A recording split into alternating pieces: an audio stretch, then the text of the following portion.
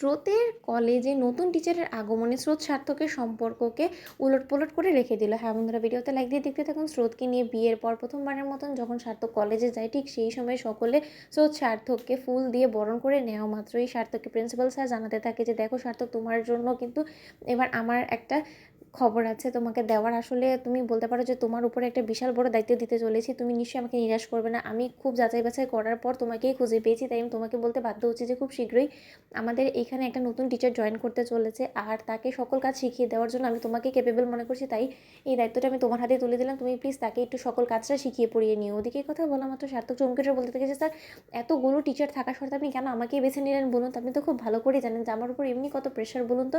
তখন সার্থককে প্রিন্সিপাল বলতে থাকে যে দেখো, এখন থেকে তো দায়িত্ব একটু একটু করে তোমার কাঁধে বাড়াতে হবে, নয়তো বা ভবিষ্যৎ জীবনে গিয়ে তো তুমি সংসার সামলাতে গেলে হেমশেম খাবে, তাই না? তার জন্য তোমাকে আগে থেকে আমি প্রস্তুত করছি। সার্থক ওদিকে এই কথা বললাম তো সার্থক সেখান থেকে রেগে যখন বেরিয়ে যেতে নেয়, ঠিক সেই মুহূর্তেই সার্থক নতুন টিচারের সাথে ধাক্কা খেয়ে যখন সার্থকের সেই নতুন টিচারটা সার্থকের কাঁধে পড়ে যায়, ঠিক সেই মুহূর্তে স্রোত সেখানে এসে উপস্থিত হয় আর বলতে থাকে যে সার্থক স্যার। তখন সার্থক বলতে থাকে যে সরি স্রোত, তুমি কোনো কিছু মনে করো না, আসলে আমি বের হতে নিচ্ছিলাম আর উনিও এরকম করে এসে পড়েছে, আমি আসলে খেয়াল করিনি। তখন এই কথা বলা মাত্র প্রিন্সিপাল বলতে থাকে যে স্রোত, ভালোই হয়েছে তুমি চলে এসেছো, তুমি বরঞ্চ ওনাকে ক্লাসে নিয়ে একবার সকলের সামনে পরিচয় করিয়ে দিতে পারবে, তোমার জন্যই ভালো হবে। ওদিকে এই কথা বলে তো স্রোত বলতে থাকে যে স্যার, ওনাকে তো চিনলাম না। তখন সার্থকের প্রিন্সিপাল বলতে থাকে যে উনি আমাদের নতুন টিচার, এই কলেজে জয়েন দিয়েছে, আজকে থেকে উনি তোমাদের ক্লাস নেবে। তখন এই কথা বলা মাত্র সার্থক বলতে থাকে যে স্যার, এটা অসম্ভব, ওইটা কোনোদিন হতে পারে না, কারণ আর যাই হোক না কেন উনি আর আমি একই কলেজে মোটেও ক্লাস করাতে পারবো না। এই কথা শোনা মাত্র স্রোত চমকে ওঠে আর বলতে থাকে যে কেন স্যার, আপনারা তো আপত্তি কিসের বলুন তো? এখানে নিশ্চয়ই উনি জয়েন দিয়েছে, ওনার যথেষ্ট পরিমাণে ক্যাপেবিলিটি আছে বিধায়িত, তাহলে আপনার তো হিংসে হচ্ছে কেন বলুন তো?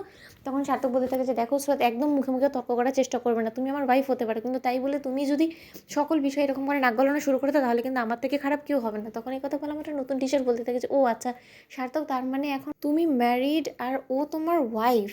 আই সি, তার মানে তুমি জীবনে অনেকটা এগিয়ে গিয়েছো, তাই তো?